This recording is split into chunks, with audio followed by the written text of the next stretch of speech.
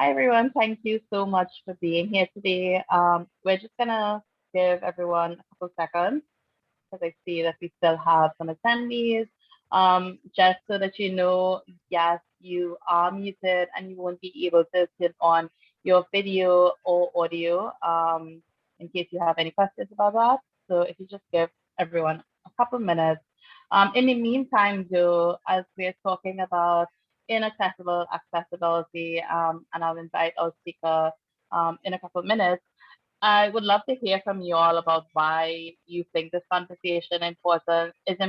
Like, do you think that college campuses provide accessibility, or do you think that's accessible for persons?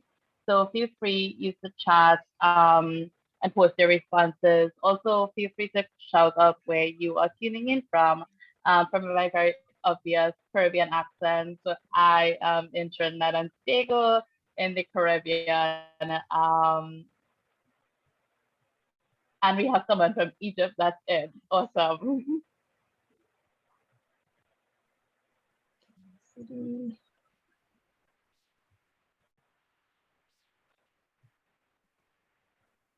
I'm in Philly too, Emily. I'm in University City.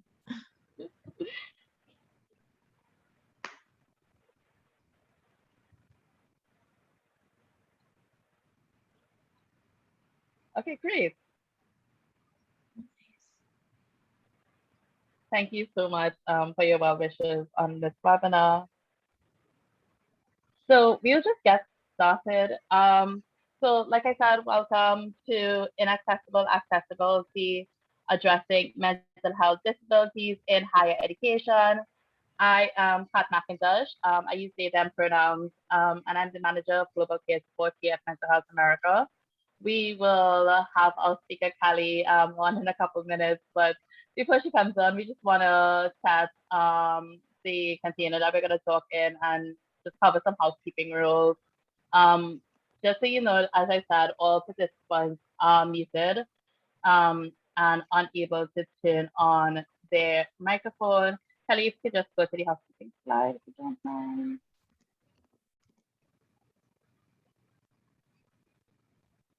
Thank you.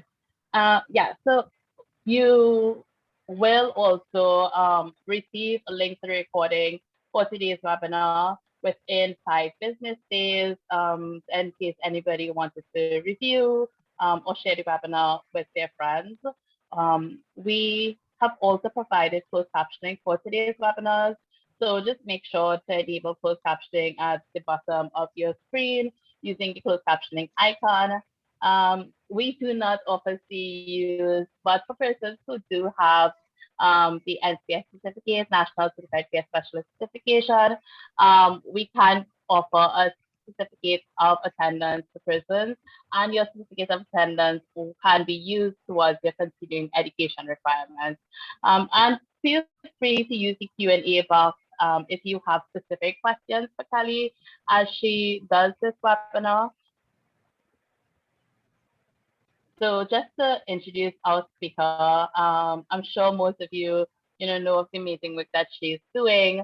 But Kelly Davis, she is the Associate Vice President of Care and Youth Advocacy at Mental Health America, where she works on the expansion of care support and young adult leadership.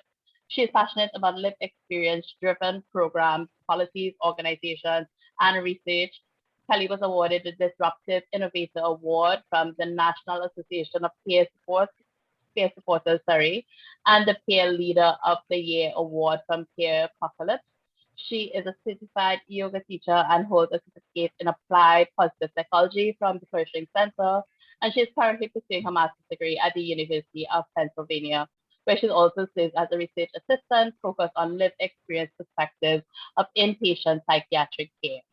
So welcome, Kelly, and I will give the floor over to you.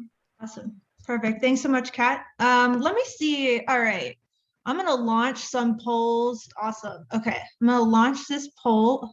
And I think we asked folks, first of all, I'm Kelly. Hello. I'm really grateful to be here with you all today. I use she, her pronouns.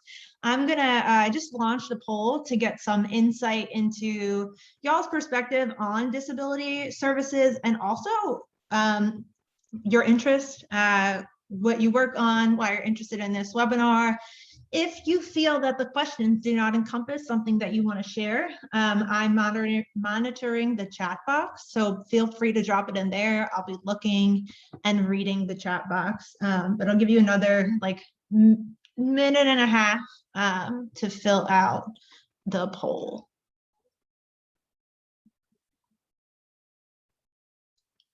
Hi, everyone.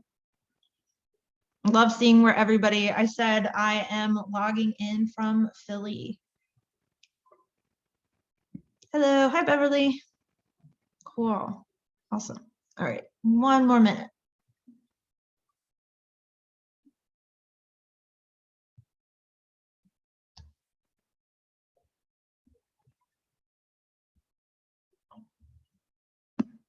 All right, let's see. Okay, we're gonna go ahead. I'm gonna close the poll. I'll give 10 seconds before so I don't shut anyone out. Cool. Awesome. Eugene. Very cool.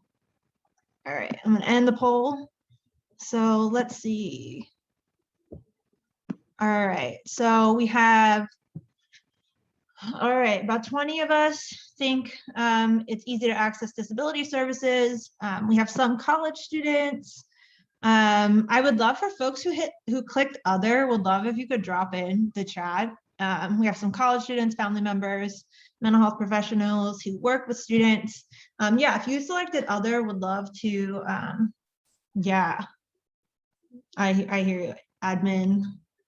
Oh, cool. Very nice. So in this webinar today, we are, yeah, it definitely depends on the university. That's a great point. So today I'm going to talk a little bit about accessibility services in higher education and how often those are inaccessible for a lot of students based on some research that we've done through MHA. And one of the programs that that we run at MHA is Young People's Leadership Council. So the findings that we're going to be discussing were described in a report that we put out a couple months ago that Kat can link in the chat now and then later. If folks are interested in seeing this a little more, having this like written and being able to kind of read further what on some of these points. So it was a combination of a survey we did with 500 college students with mental health disabilities, but then also the lived experience perspective. Certainly I bring in my lived experience perspective, and also the young adults in our leadership program who I worked with. So as I mentioned, I'm a person with lived experience. I typically, I think that it's easier to sometimes communicate when you have concrete examples. So I'm going to speak a little bit to my personal experiences navigating disability accommodations in higher ed throughout this webinar, but I would love if folks could share their perspectives and what's happened to them, what's worked for them as well. We'll have some time for Q&A at the end, but I'm again monitoring the chat box, so feel free to drop in your thoughts and experiences. Hi, Angelica. So yeah, today we're going to go over student perspectives on disability and accommodations, barriers to accommodations, and recommendations to increase access. So for my college experience, I grew up, I talk about, I had my first suicide attempt when I was 10, spent my childhood years, teen years, deep in psychiatric services. And by the time, when I was 19, on the verge of dropping out of college, I was partially given the message that maybe I just wasn't, because I had a serious mental illness, maybe I just wouldn't be able to complete my college education. But also I found out about disability accommodations and I was like, oh, wow, there were things that I could have had access to that would have helped me stay in school or not face the crisis that I faced, that I had to get to, right? I had to appeal loss of my financial aid 3 times. I was like very lucky that it just worked out that by the fourth time it would have happened, I got access to accommodations. But I grew up, right, my whole life basically in mental health services, and I had no idea that mental health conditions could be considered disabilities. And that's so common for young people or anybody in college, right, non-traditional students, is that they find out about accommodations when they're on the verge of dropping out of school or when it's too late and they don't have access, they lose access, right? They might have a tremendous amount of student loan debt that they've incurred that they still have to pay and they can't finish their education. So it's a super important topic that, you know, when we talk about mental health, it's often excluded. So an overview of disabilities and mental health in higher education. So it goes without saying for folks, college students are struggling, right? So even before COVID-19, there was like a decade of this conversation about the campus mental health crisis, right? Where more and more students were demanding access to mental health services to the degree that colleges could not cope. They could not offer them the services.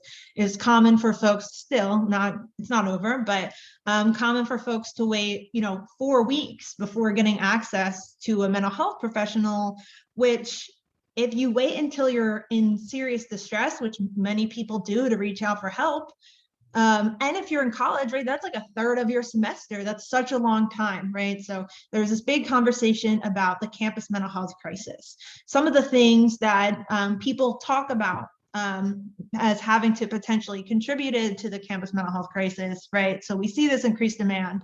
Part of the conversation is this idea that young people are more willing to talk about mental health and seek mental health services compared to prior generations. I think part of this is attributed to a lot of the advocacy and mental health education programs over the years that told people to reach out for help, but nobody built the help, right? They were doing these awareness campaigns and they didn't build more resources. So a lot of students were reaching out and there's really nothing for them.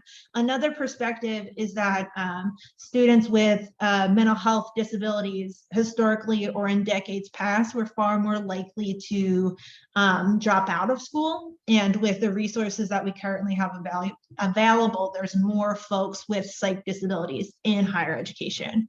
And then the last piece is that we're seeing profound changes in youth and young adult mental health. Where we're seeing increases in depression, anxiety, self-harm, suicide attempts in pretty profound ways over the past decade or so. So all of these, right, likely have some degree of influence on the problem. But the problem, right, is that we talked about, like, they never built the help that they were telling students to reach out for. That's not just a campus fault, that's a healthcare fault, that's a kind of framing of what is mental health support question. But the other piece that's really important with these stigma campaigns, telling people to reach out for help, building more access to therapists, is the, like, forgetting the education part, right? So yeah, it's important to get access to services and professionals and peer support communities and all of that, but a big part of why you're in higher education is the education part. And often conversations about campus mental health operate from the assumption that if somebody got access to mental health services, they would not have struggles with their mental health or mental health on campus. And often that's not true for folks with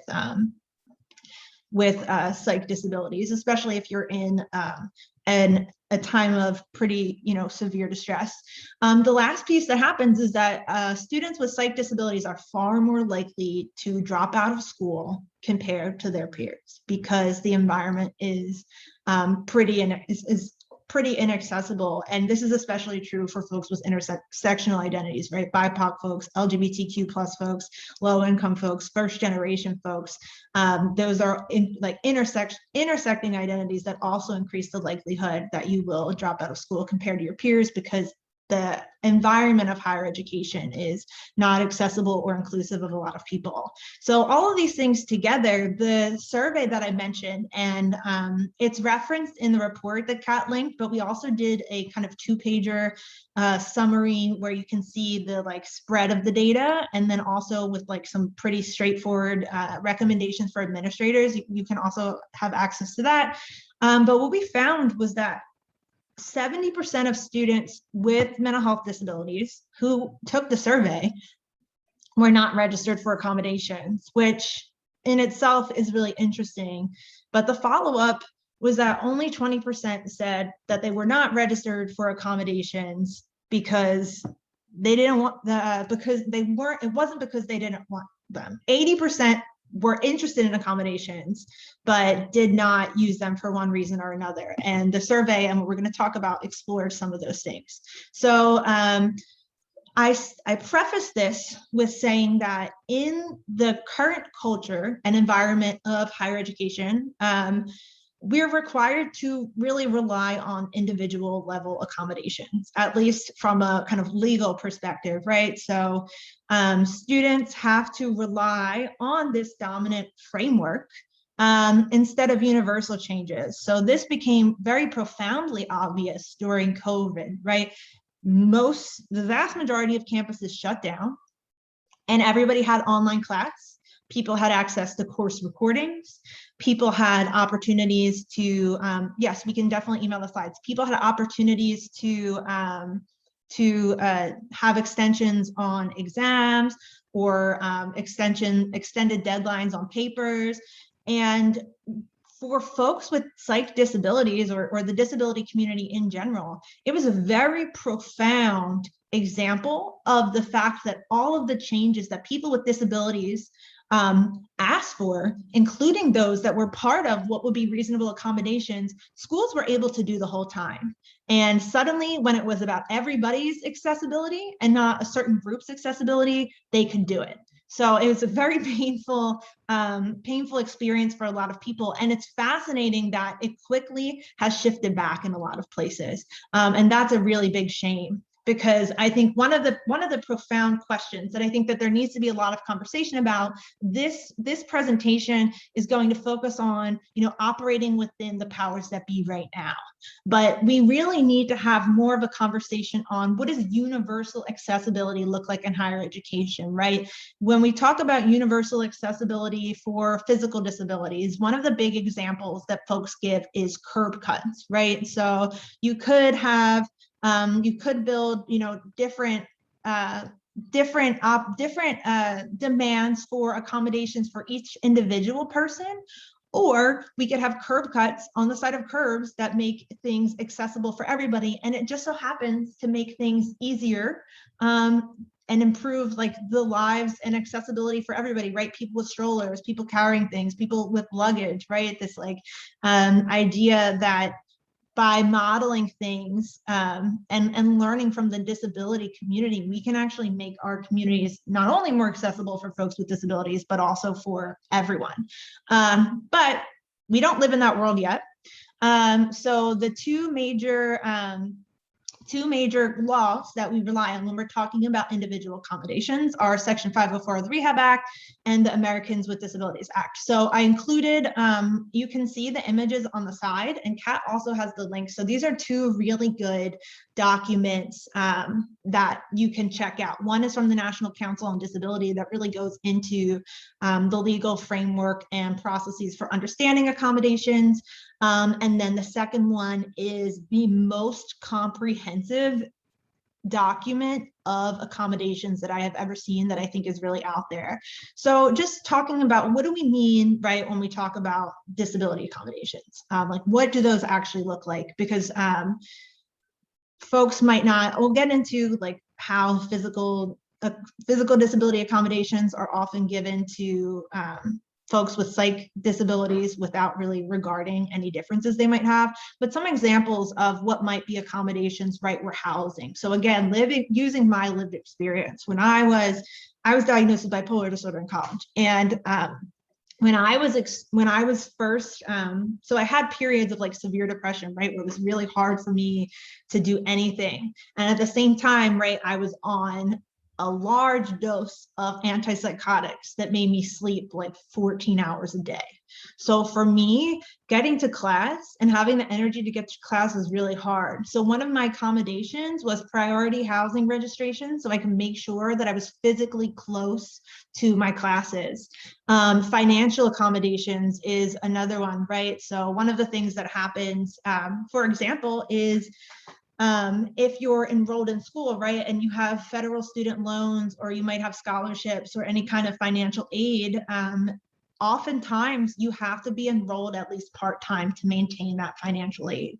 So giving people the opportunity to maintain financial aid while taking a reduced course load is an example of an accommodation. The ability to have early registration for classes, right, in the same side effects, right, like the medication side effects that I had, the experience of depression, I could not get to like 8 a.m. classes. So the ability to register for classes earlier so that I could get classes later in the day made it more accessible for me to get to class.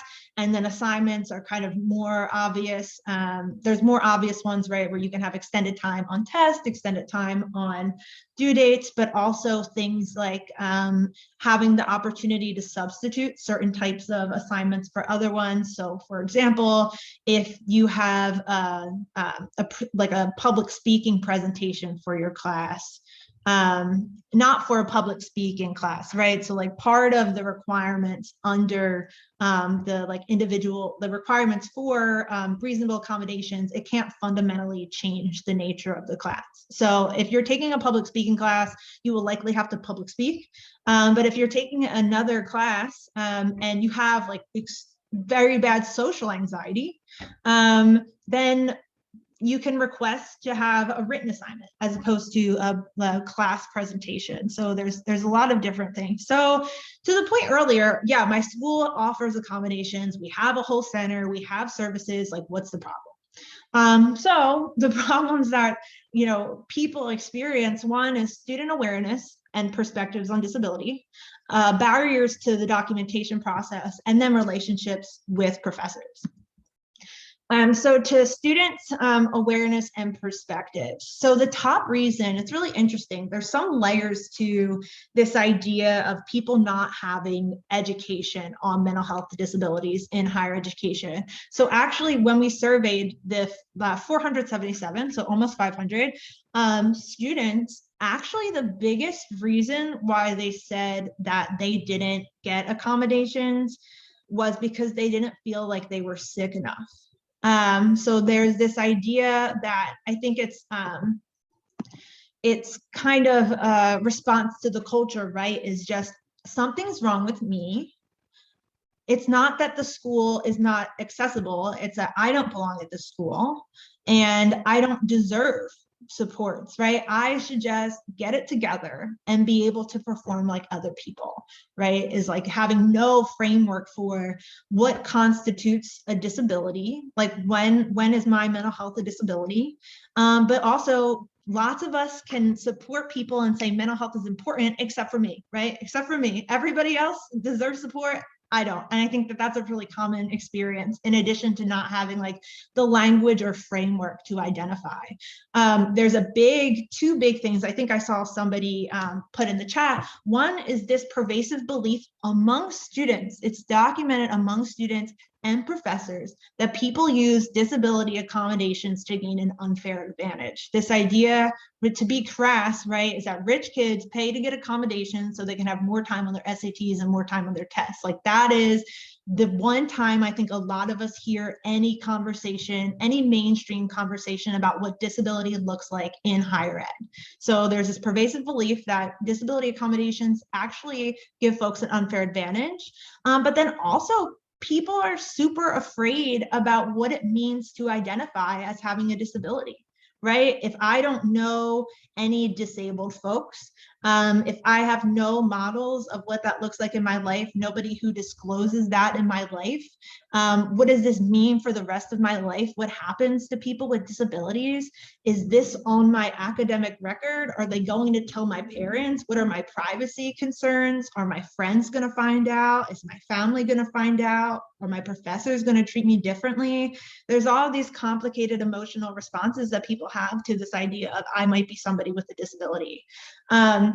One and three, pretty profound, right? There's the like, how do I navigate my identity and experience? But a third didn't know that you could get mental health accommodations at all, which is pretty profound that many students don't know mental health can be a disability. To my experience, right? I spent 9 years in mental health services, 13 different diagnoses, 5 million different meds, right? Different kinds of treatment. And I had never heard anyone talk about mental health as a disability before. So 30% don't even know what accommodations are, right? So not only do they not have a framework for mental health as a disability, they don't really know anything about disability in general. Another piece, I think other folks agreed in the chat too, is many young people don't find out what a disability is. Mental health can be a disability, and then there are accommodations available until they're about to drop out of school, right? So it's pretty late. You might have a lot of, right, you know, coming from me, right? Like I had a lot of privilege, right? Like I had access to healthcare services. My parents like roughly understood, because a lot of people in my family have disabilities, like what that means, right? But you might have all of these other pressures on you. If you don't find out about this until you're in crisis and you can't navigate the services, right? We miss so many times where we could support you before that point. And to the point of having grown up in services, right? So there's a big difference in K through 12 disability and disability in higher education. So in K through 12, it is the obligation, it is on the school to identify students with disability. Once you're in higher ed, you're on your own, right? It's your job to disclose. It's nobody's job to notice you. But the problem is that even though we have these accommodations, theoretically, right, IEPs, disability supports for students in K through 12 are chronically underfunded. So people who are even identified don't actually receive the comprehensive supports they need. Some do, but often people don't. And we had from MHA's State of Mental Health report we put out every year in 2017 and 2018 using SAMHSA data. 10% of young people had a depressive episode that caused severe disruption in all areas of their life, right? So family, friends, school, and only 1% of those were identified for supports at school. So we're missing people early. Part of this is, right, contextualizing access to services with issues with the mental health workforce, issues with insurance, but also all of the things that we miss. But yeah, to your point, once you're in college, you know, it's really like it's on you to identify and share. So in terms of solutions, 70% of the students said the best thing that their schools can do is increase disability education.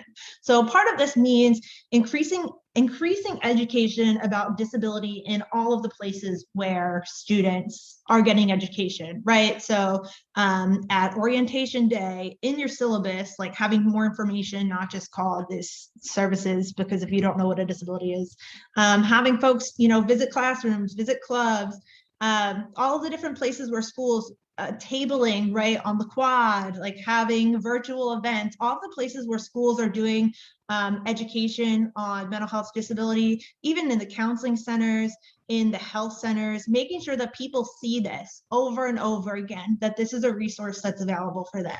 The other piece that I think is really important is that there's a lot of student mental health clubs and organizations that are, you know, on college campuses doing great work, but a lot of them don't touch disability at all. There's fear about like, you know, we don't focus on that, right? And it really fails a lot of students because there's students who are even involved in these organizations who don't have this information. So I think it's really imperative for anybody doing mental health work on campus to include disability organizations or disability information. And, you know, for non-mental health groups doing non-mental health groups doing mental health education, making sure that you're including disability accommodations in there as well. So the recommendations are, one, to partner with students to educate the campus community on mental health, disabilities, and accommodations, right? Young people, college students, understand their community, right? Youth and campuses, they're their own culture, right? With their own norms, their own values, and partnering with students and not just developing something for students is the best way to make sure that the resources and the education really resonate. And that they really resonate with the folks being served. And the other thing is the biggest, right? We talk about like stigmatized identities as having, for folks with disabilities, one of the most effective way to reduce stigma is proximity, right? So if you see people around you openly identifying as having a disability, that reduces your or it makes you more understanding or at least comfortable, and reduces your negative perceptions, theoretically, of what it means to have a disability. The second piece that I think is really important is that it's not right. We talk about increasing education. And I think the other piece is the celebrating and educating students on disability culture and contributions, right? The idea is not just we need to create spaces to adapt so you can be like everybody else. There's a lot of people who find real community and real strength and relate to their disability and their differences in a way that celebrates components of that, right? So I have to the side, Project Let's is a student-led organization that does mental health education with a big focus on disability justice. But then also, so the International Journal of Mad Studies, which is this idea that people with lived experience, right, have unique and important and central perspectives that need to be published and identified and celebrated, right? We don't want, it's not just you should be like everybody else, right? It's that we need to celebrate people and educate them, because people with disabilities make massive contributions to society, and it's often not shown or not emphasized. So not just educating on what you could do, but also how to celebrate communities. The next piece is the accessibility services piece, right? So I'm sold, I understand that I'm struggling with my mental health, and I need to reach out for, there's these disability services that I need and I can find them. So the first, yes, absolutely. Student race and culture absolutely affects the willingness to disclose a mental health issue. Disability services staff. So in the survey, only 1 in 3 students who accessed disability services felt that the staff were knowledgeable about psychiatric disabilities. So there's plenty of great disability services staff folks. People are certainly providing value, but one of the biggest growing disabilities in higher education is psychiatric disabilities. And it's often the way that you're supported is they say, okay, well, we do extended test time, we do extensions on exams. And there's a lot of things that are just moved over from physical disability that might not understand the like nuances and experiences of folks with psych disabilities. On top of that, disability services staff can have harmful beliefs and say harmful things when it comes to student mental health. So I'll tell you, when I met with the disability services staff, absolutely, yes, we definitely need to take a holistic approach. And then also that includes disability accommodation for identifying disability accommodations. The article or the toolkit that I mentioned earlier about disability accommodations for folks experiencing early psychosis is really a really great resource of all of the different, many different ideas of what that could look like, but they often can say harmful things. The disability services person who I worked with said, you have bipolar disorder, save all your homework, do all your homework when you're manic so that you have less to do when you're depressed. And I was like, I mean, this person must know, right? Now I know that's like a pretty not a bizarre thing to say to somebody immediately, but disability services staff often aren't trained in this psych disability realm. The second piece is navigating registration, right? Like we talked about you having to identify yourself as having a disability. On top of some of the structural barriers that occur. I think I see some of the folks in the comments getting at them.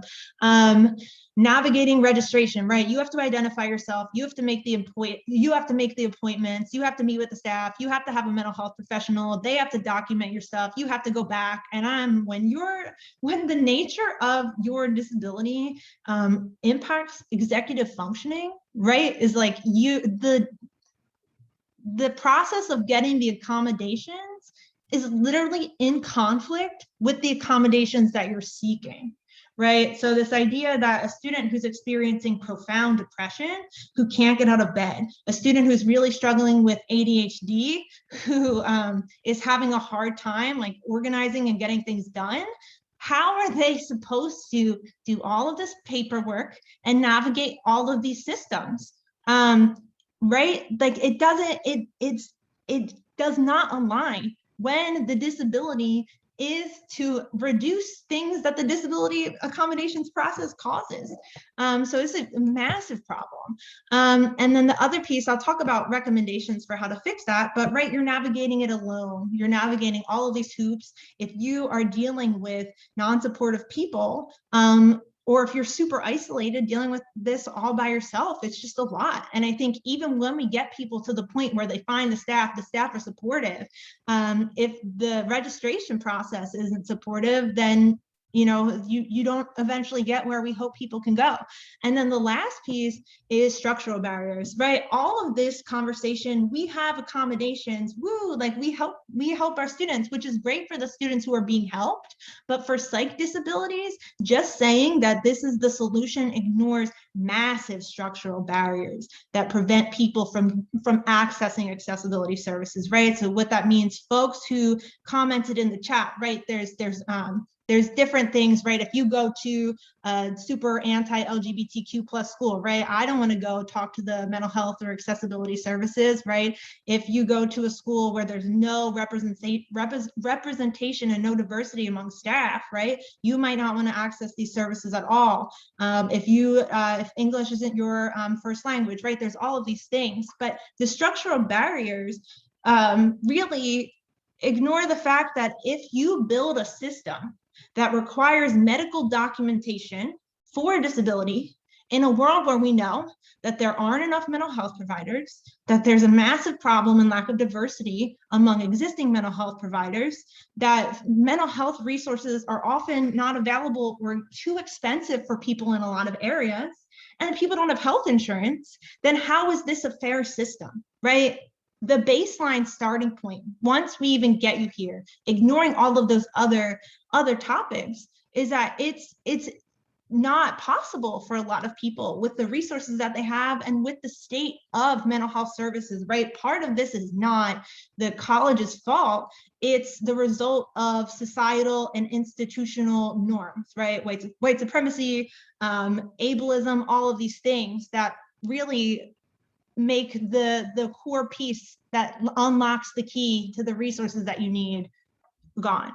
So some of the ways that we can do this, and the medical documentation is required to get the accommodations. I've seen a couple schools where they don't have that, but typically that is required. And if you had accommodations in K through 12, a lot of schools will not let you use the accommodations as like a way to transfer. I had these and I need these here. A lot of times that schools will not let you do that, right? So even if you had access earlier. So recommendations first is partner with students with disabilities to train disability services staff to understand and develop appropriate accommodations. So part of this is key, right? We want to make sure that students with disabilities are involved in teaching, involved in developing the resources and in training the staff to make sure that the staff understand student perspectives and really can learn and speak to the lived experience of the young people or non-traditional or any college students they're working with. Second is partner with students with disabilities or disability services staff to provide navigation support during the disability accommodations process, right? We know, like I felt it in the chat, people saying, you know, this was my experience, this happened to me, is that it's so hard to do the stuff by yourself. These systems are really hard to navigate when you're in this much distress, right? Most people are in crisis or really struggling with their mental health by the time they get here. It's really unfair to put this on the person. So having staff or having peer specialists or peer supporters embedded in the services where they can do outreach events, right? Did you know that this is what's happening? You can, let me tell you more about the services and accommodations and the resources that we offer, but also to support you throughout the accommodation process, right? Like you know, if I miss my appointment, or you check in with me that like, hey, like, are you all set for your appointment tomorrow? That kind of things can really make a difference between somebody completing the process or finding the process. And then the last piece, which is massive, right, is creating alternatives to medical documentation, because people don't have health insurance. There's very little diversity in the mental health field, and a lot of mental health resources are not responsive to what people want. And many people have experienced real damage at the hand of systems and may not trust them. And I think it is unfair and unreasonable that we require people who may have been so harmed or who don't have access to any of the things that we assume, or whoever designed this assumes that people will have access to, it's impossible. So creating alternatives, and I don't know exactly what that solution looks like. I know that some schools don't, and they will work with students, but I think this has to be like a fundamental piece of how we talk about disability services, is not ignoring the like elephant, which is that all of this, there's a core problematic piece for people with psych disabilities. And then finally, okay, cool. I have a little bit of time. I'm going to wrap up and then we'll have some questions. So in the classroom, so we talked a little bit earlier about this widespread belief that students with psych disabilities are trying to gain, or students with disabilities generally, but also students with psych disabilities in particular, are trying to get an unfair advantage over their classmates. And I'm sure you can look it up. There was an article in the Chronicle of Higher Education a few years ago about how from a professor who was sick of working with students and kind of suggested that these students are being dishonest about their psych disabilities and they shouldn't have to do what the students want. So when you're a person talking, right, you don't have to disclose. I think that's also something that people don't know, is like, once you have accommodations and a letter, you don't have to disclose what your disability is to your professor. But I think that, you know, you can feel the attitude of somebody when you're talking to them, right? And to be treated suspiciously for something that you might be nervous about or ashamed about, right? We talked about part of why students don't even register is because they're embarrassed. Like, I remember, it's really interesting, reflecting on my own experience, it was the opposite, where I was like, oh, okay, you know, I'm in a better place and I don't need these accommodations at all now. And like, this feels exciting for me in the moment, right? So it's like many things, the reverse problem is true. It's not that most students are being shady and trying to game the system. It's the vast majority of students don't have access to something that would fundamentally transform their experience. But you can definitely feel that. And a lot of students, there is research, like qualitative research from like a group of students that found that I think a lot of us with disabilities, or folks related to anything in your life, you have to try to guess what professor will be nice to you. And there's this fear too that they might respond to your they might respond to your work differently, right? If they think that you're cheating or lazy or any of these things that get lumped into the idea of asking for accommodations. Yeah, so one of the massive things that students talk about is talking to the professors about accommodations is a huge barrier for why they will even register. And there's lots of students who will register and then not disclose to professors because they're afraid. And also professors to some degree can say no. And students often report having reasonable accommodations denied. So that also happens too. So I think with the classroom, many professors are doing an awesome job. Many have harmful attitudes or are directly harmful to students who are just seeking to access education in the same way that everybody else is. So the recommendations on this piece. So 73% of students said that the best way to make their classes more accessible was to train professors on mental health disabilities, including how to support students requesting accommodations. So that's massive, right? Teaching professors how to talk about mental health, how to identify when a student is struggling, what not to say when a student requests documentation, checking in with students to the degree possible if you know somebody's struggling, maybe trying to be proactive when a student seems to be in distress or having a hard time. And then the other piece too that I think is often, part of it is that there's some argument about the accommodations relative to the class. I think one of the things that really happens is that a lot of times students don't know their rights or end up feeling so embarrassed or like harmed or ashamed or just demoralized by the experience of asking for support and then being responded to very harshly that they don't do anything, right? It's like one of the ways that folks get involved, get away with a lot of the discriminatory practices that they have, kicking students off of campus, blocking students from returning to campus, right? Is like a lot of times students don't know their rights. And students also live in a culture that is very hostile to people with disabilities. So, right, you know, there's this idea that maybe I can't do it, and that's why I need accommodation. And I think that these issues and toxic societal norms and beliefs play into people accessing accommodations or pushing back when they receive negative feedback. And then the last piece is about diversity in the classroom, right? So are there professors with disabilities? Is academia so toxic to them that either folks don't stay in academia longer, or that they feel like it's a danger for them to disclose their disability because the professors, right, are also working within higher ed institutions that can be really toxic, right?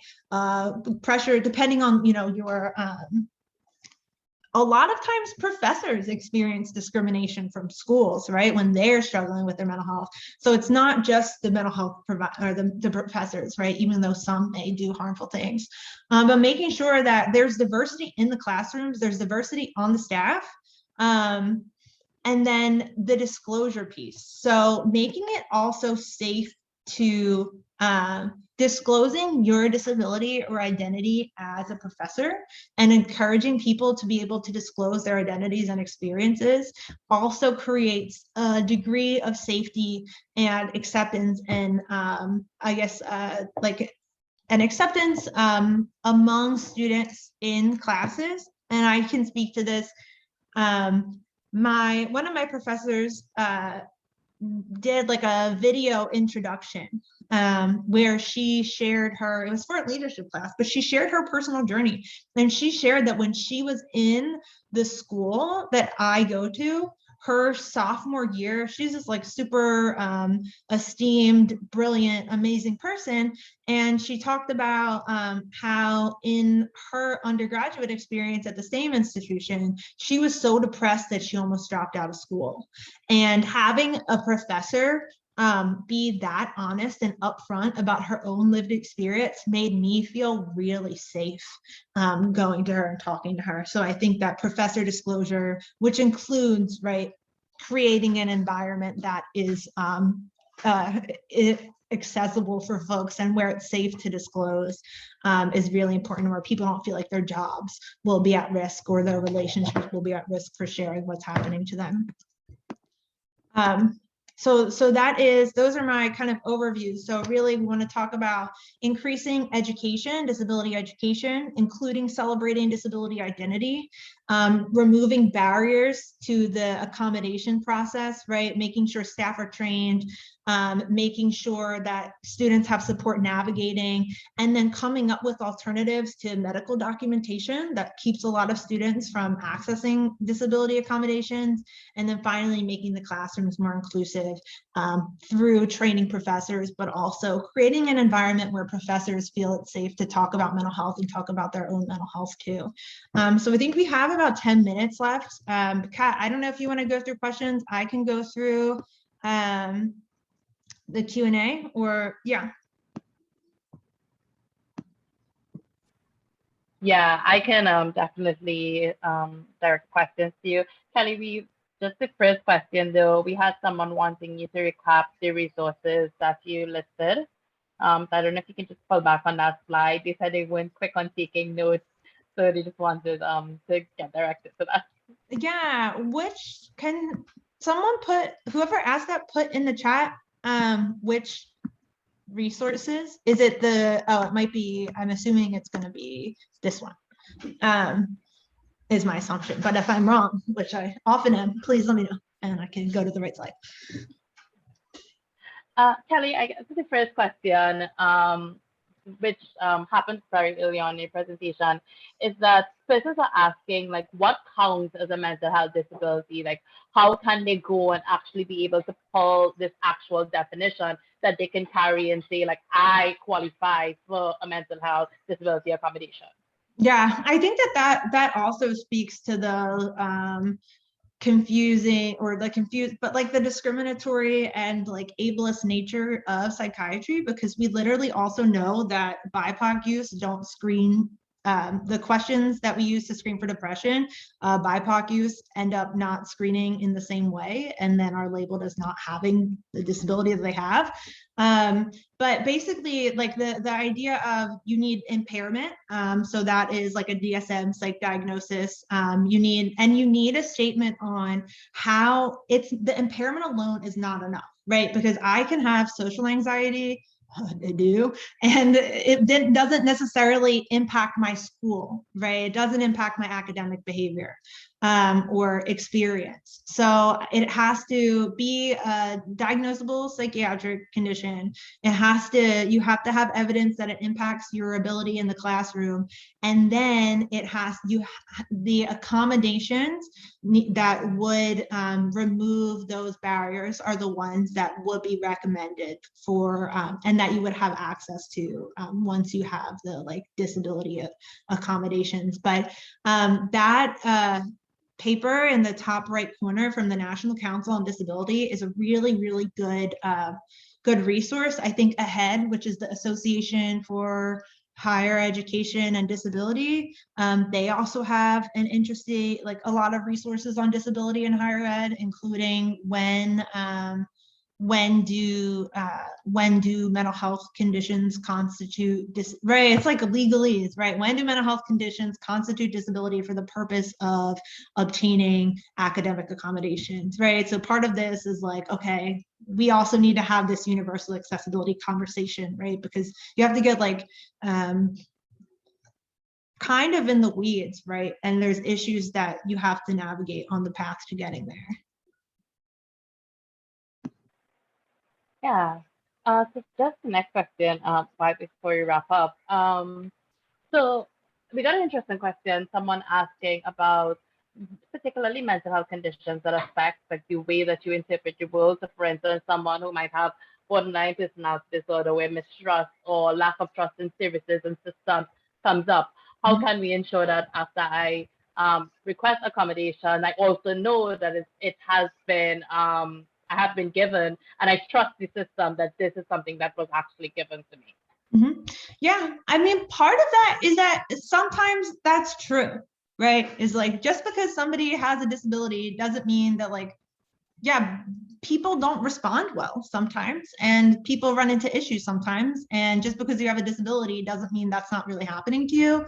I think one of the best ways to do that is the infusion of lived experience and disability activists and peer supporters into the process, because as we kind of went through, there's barriers at every phase, right? Especially for folks with borderline personality disorder, you often have pretty damaging experiences with traditional mental health services providers. So, right, you have that lived experience, and then you run into all of these different challenges. So I think that, like, at a fundamental level, we need to make communities more accessible for folks with psych disabilities, and that includes having like comprehensive community-driven peer support initiatives. So you don't have to navigate while we reimagine and build this new world. The world as it is as it is, right? So making sure that we have those relationships and resources so that people don't have to do it by themselves. Yeah, so this is like a two-part question. So one, someone is asking for college campuses that have more of a smaller staff, so for instance, just one staff member. What is the starting point that you'd recommend for them? And then the second part of the question is, how would we prioritize orientation for students so that they are aware of disability accommodation, so that they don't go through this process of, going on to their second year and only now finding out?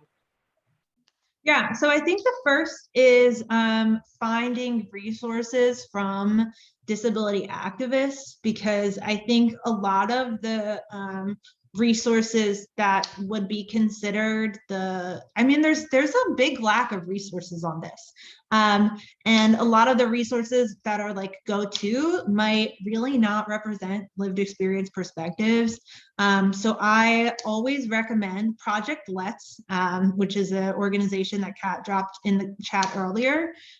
They have a lot of workshops and webinars and content on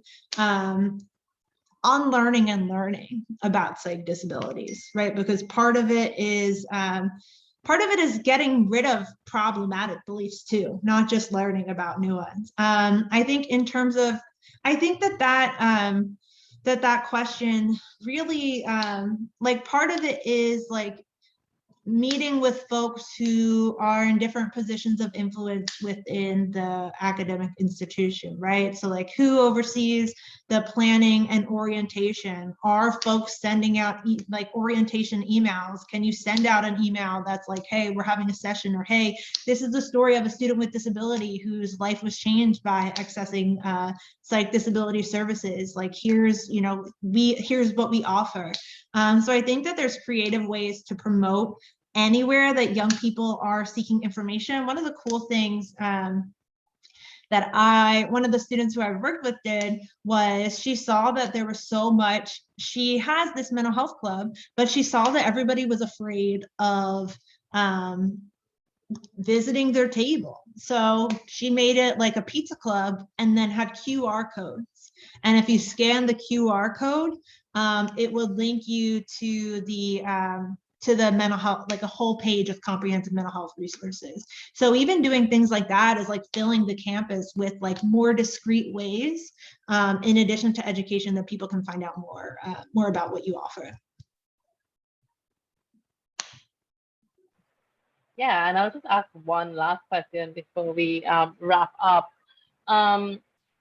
So how then, you talked a little bit in terms of like the other structural barriers persons face, like LGBTQ, being BIPOC. How then do we begin directing professors themselves to start being aware of disability accommodations, but also of all these intersecting, identities persons may have and how it affects their everyday experience? Yeah, I mean, I think that speaks to, right, part of it is alignment across movements, right? So like making sure that like we're not leaving certain advocacy or activist movements, like we're communicating across movements. I would also say that it's just the important of like you need to have all perspectives in any initiatives, because disability, right? It's like literally nobody has a single identity. So it's really important for us, especially knowing, right, all of these like fixing however we use the DSM like in addressing these issues is like pretty complicated. So I think the best and easiest way is to include and amplify the voices of lived experience, because we have to meet people where they are, and systems are old and don't like to be flexible. So, you know, it's the role of activists to make change, but it's the role of folks within the administration and institutions to really institutionalize that change. So it's not just on advocates and activists. Yeah, thank you so much, Kelly. So just to direct you all to the slide and showcase, if you want to stay in touch with Kelly, you can email her at kdavis@mejnational.org. Just to recap, I know a lot of persons have been asking about the certificate of attendance, recording. So you will receive within 5 business days a link to the recording of today, as well as the slides for the presentation. And you'll also receive a link to get a certificate of attendance. But thank you all so much for being here. I think this was truly informative. And thank you, Kelly, so much for sharing your knowledge with us. Thanks, everyone.